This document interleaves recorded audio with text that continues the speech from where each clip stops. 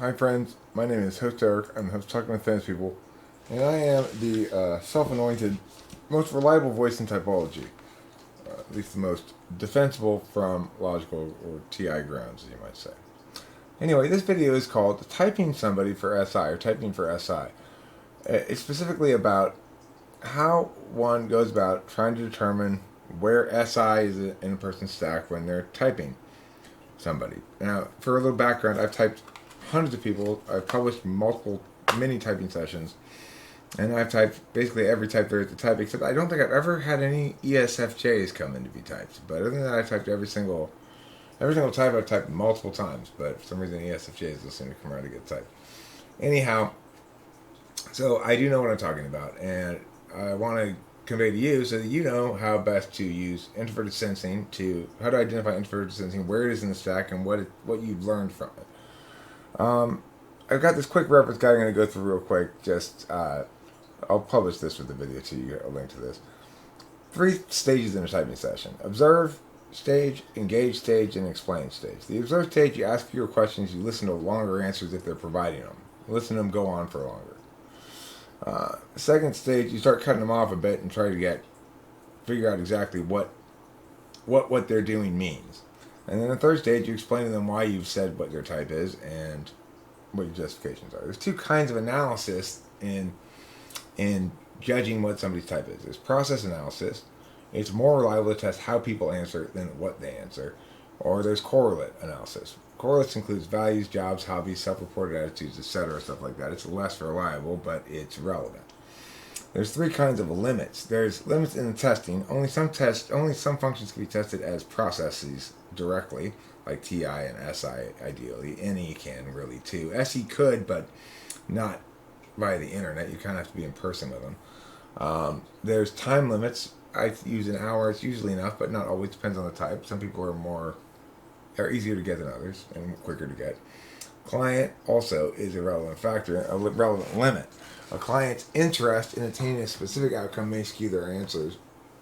If you're doing process analysis, it doesn't matter, but even so, it also can make the explanation stage of the typing session much more difficult if you're telling them they're a type they don't want to be. And there are certain types that apparently nobody wants to be. Nobody comes in thinking they're an ESFP and having that confirmed. They don't want to be an ESFP. They didn't come in thinking they were an ESFP. They came in thinking probably they're ESTP, ENTP, INTP even, who knows. ISFPs a lot of times don't necessarily want to be ISFPs and don't necessarily like that answer. ISFJs don't necessarily like to be ISFJs, don't like that answer. ISTJs don't like to be ISTJs, don't like that answer. Again, you're dealing with subjectivity that's implicit to the type. If you're an SI DOM, you're a knowledge function that's subjective. If you're an FI DOM, you're a deliberation function that's subjective.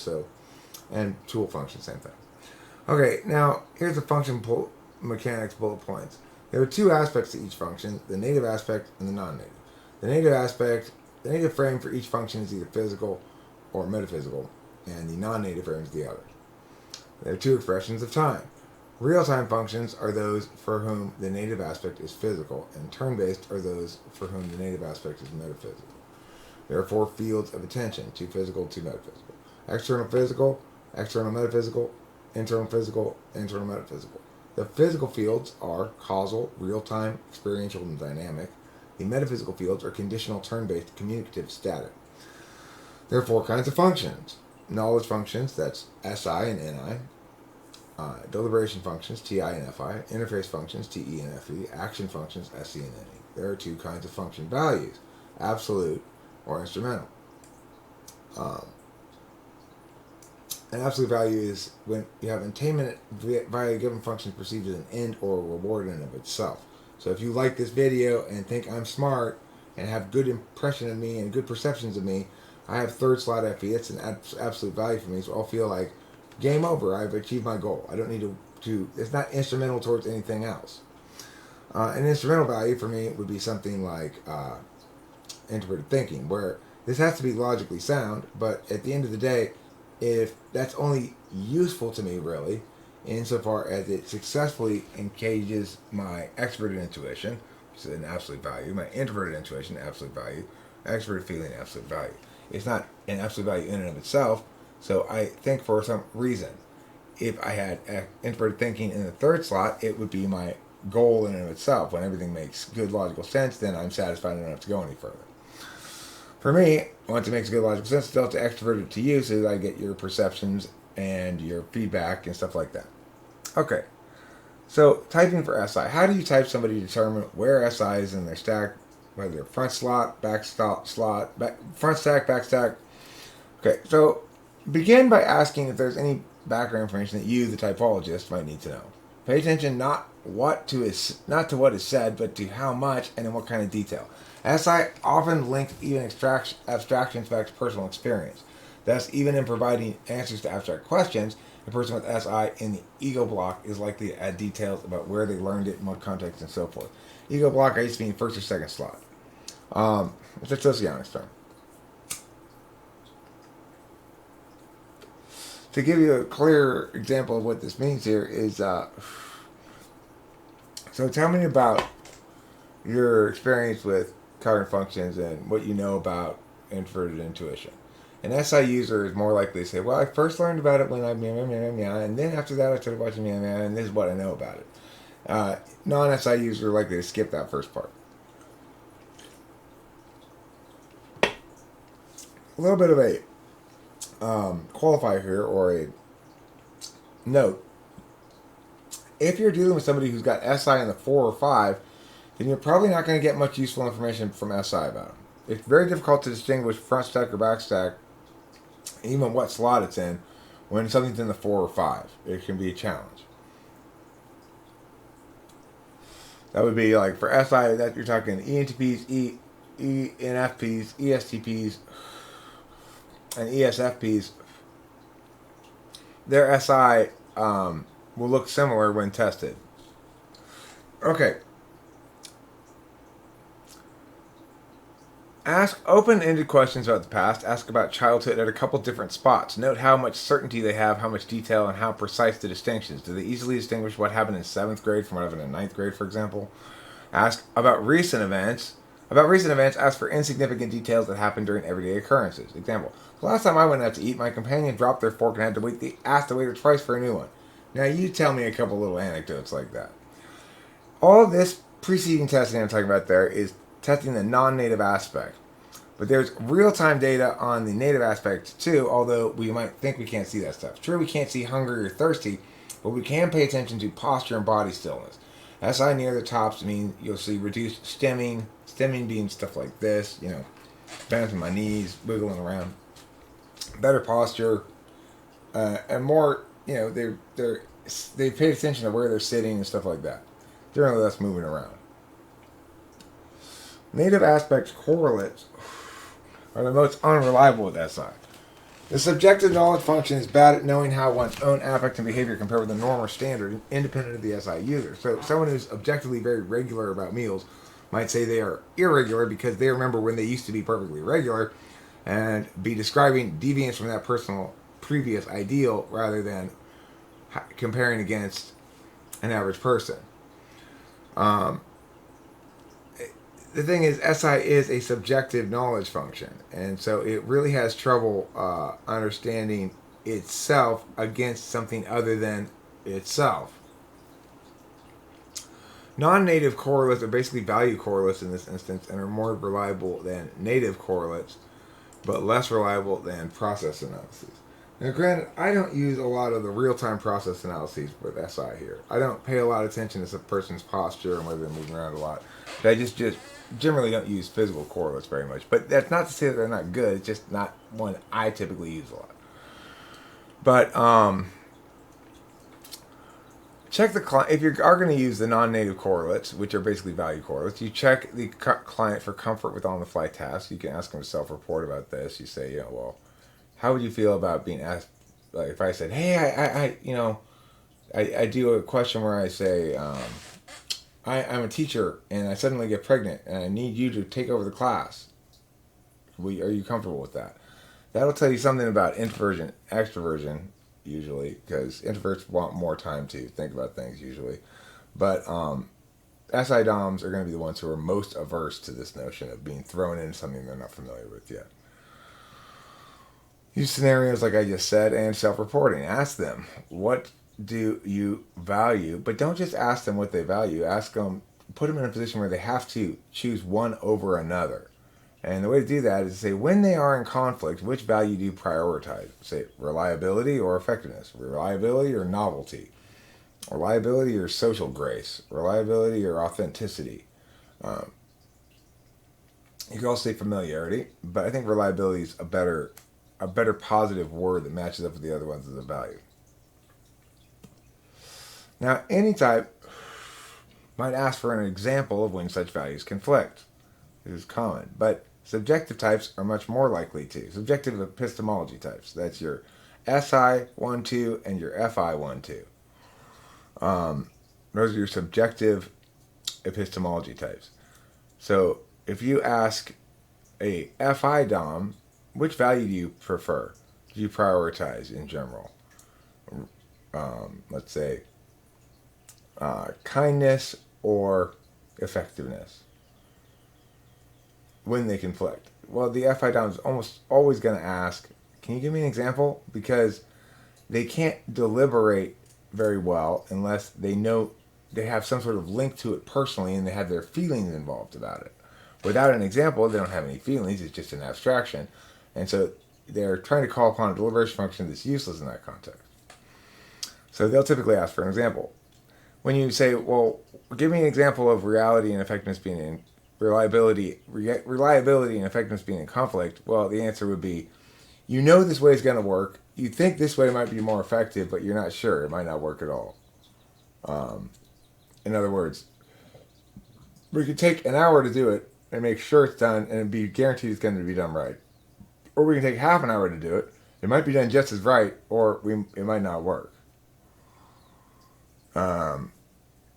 Something like that, you know. That's giving an example of when values conflict. Well, what about when justice and what about when fairness and kindness conflict? Well, that's pretty easy. The fair thing is to treat all the criminals the same.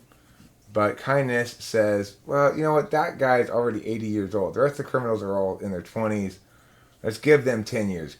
But this guy's 80, so let's only give him 2 years because 10 years is like a death sentence. That would be an example where kindness and fairness conflict. So you have to be able to produce those kind of examples if you're going to do the value conflicting questions, because many people will ask for examples. I probably wouldn't, and NTPs in general probably won't ask for an example. If you say, well, what do you prefer when justice and kindness conflict, the NTP will come up with those examples there on their own, and so they won't seek an example from you, and they'll say probably fairness. So note that if there's a lot of asking for examples when you're talking about values conflicting, then that's indicative of a subjective epistemology function. So just to sort of go over all these things in quick order about testing for SI. SI polar is the easiest polar to test. You just ask directly, you say, look, can you articulate what you did this morning when you got up? When I woke up this morning, first thing is I rolled out of bed, I went in, I went pee, I brushed my teeth, I came outside, I was going to make a cup of coffee by reheating the microwave coffee. I realized there wasn't any leftover coffee, so I had to make a new pot, which means I didn't really want to smoke a cigarette until the coffee was ready, but I did start smoking it before it was quite ready, but then after like 2 puffs, the coffee was ready, so then I put like those kind of insignificant details, right? That kind of articulation of very specific sequence of details in your day. If you have SI polar, you literally can't do it. You can't remember what sequence of events you did an hour or two ago in that level of detail. They simply find it impossible and insane to even consider. So you'll also find that if somebody's SI polar and you start giving them that example, their eyes glaze over and they're just like, yeah, I just can't even listen to that. Whereas, and then and they have a lot of time generating details or remembering specifics. They say, well, if you ask an SI polar person, there's my example of what I did this morning. Now you do that. They'll go like, a lot of times they'll say, well, usually I have oatmeal and usually I leave the house around, but what did you do this morning? It's like they don't even get the concept of remember specifically about how you went about that business this morning. So that's pretty easy to see, and it's impossible to game. That's the nice thing about these process tests, the skills tests, is they aren't possible to game. If you're an ENTJ, you literally can't do that stuff. If you're an ENFJ, you literally can't. You might be better able to game it a little bit than ENTJs, but you'd have to willfully be making shit up and lying and stuff to successfully game it. SI Dom is the easiest Dom to test. Now, we don't really have a dominant test, a test for the dominant for SI, but any SI test will be very revelatory about slot if it's either dominant or polar. So if you ask a SI Dom to give you details about their morning like that, they will drone on basically about it as long as you let them, because that's what they do all the time. They don't go into that answering that question thinking this is going to be boring for the other person. They think, oh, well, it's not boring. It's what I do all the time in my head. I go over and over and over again what I just did and what I did before and what I have to remember and all that stuff. So you can see the process of them sort of just continuing, rambling on, providing SI details indefinitely, and without a lot of awareness of how that's not necessarily interesting. In general, SI has a way of presenting information that's very interesting to you personally, but may not be very interesting to other people. Process assessments, again, they're non-native ones. They're memory and examples. You also do prediction style if you can figure out a good test for it. Something like, what's the better conclusion, and give examples of that include previous data, and then give examples about sort of universal conditions, like if you were to say, every time the school has put on this particular play, Oklahoma, it's been a bigger success than the other plays. And they're going to put it on right now. But in general, right now in the world,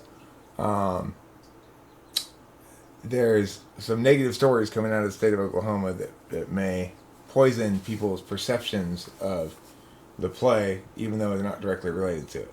So what should we do? Should we put on Oklahoma, assuming that the previous successes of Oklahoma, more so than other plays, is going to follow course, or should we adjust to this new information that has maybe changed the NI landscape? Native process assessments that I mentioned, posture and wiggliness and stuff, is not very much data here, but you might be able to glean a little. Correlate assessments, values include familiarity, predictability, resource management. It's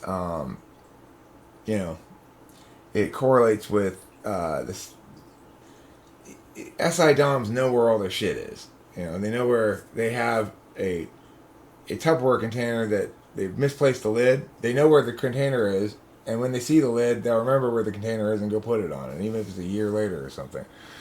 Contrary values are improvisation and opportunism. In other words, things that are not known enough in advance, or then if you don't know enough in advance, then you shouldn't act, is the basic principle of the knower type. If you're SI Dom. SI and NI both have that same basic principle of being knowing types, that if you don't know enough yet, then you need to not act yet. However, I will say that SI DOMs display that quality less in terms of manifesting actual demonstrative SE. You see a lot more textbook SE from an SI DOM than you do from a fourth slot SE and INFJs or something like that. Although, again, it's difficult to distinguish between fourth and fifth slot if you're testing it. So, even though it's the case you see more SE that's obviously SE, like an SI DOM, ISFJ, ISTJ, they're probably always going through a sequence of little things that they're doing, Whereas an NI DOM is not as dewy about little stuff, but they're more prioritizing dewy big stuff. So the distinctions are difficult to make in testing. SI fundamentals are just basically sleeping, eating, drinking, hygiene. You can ask self-reporting questions about those. They're not very reliable, but they might be reliable-ish, depending.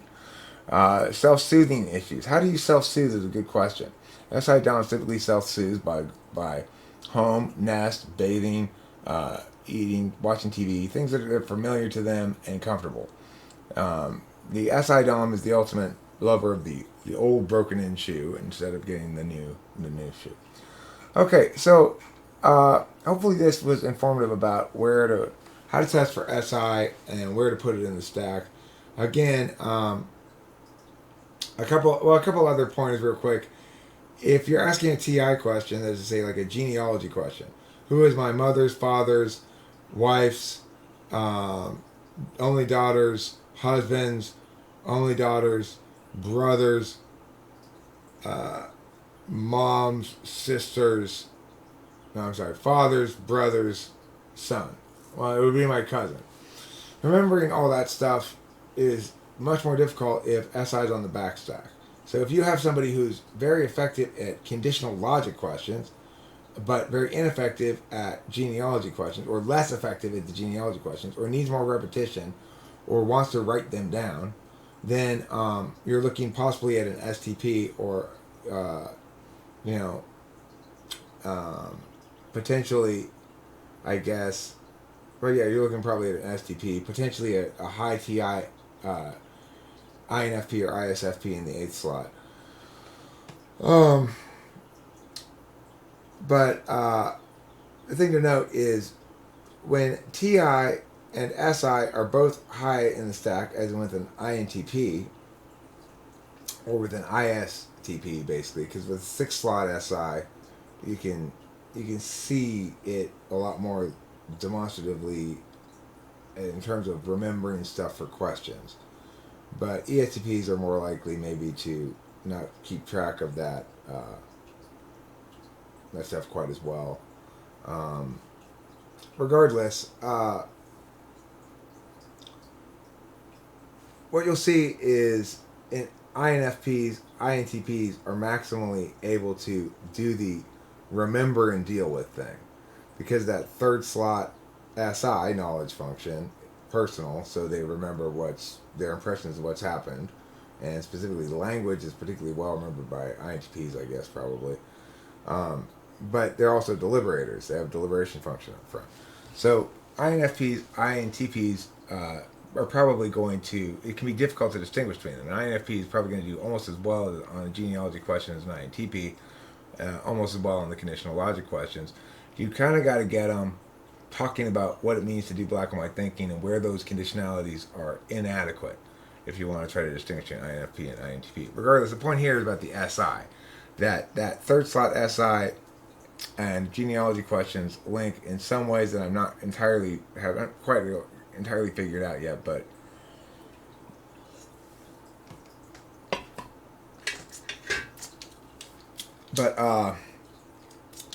so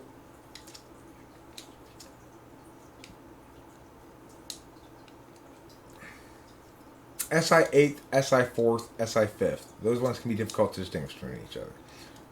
SI 8th, INFJ, INTJ looks very much like ENTP, ENFP, SI. It's very haphazard in all of those circumstances. Probably INTJ has the best SI of any of those 4 types. So, okay, I feel like I got a little haphazard at the end, but hopefully it was a good video. Hopefully you liked it, and thanks for watching. Don't forget to eat plenty of cheese. It was a little longer than I expected.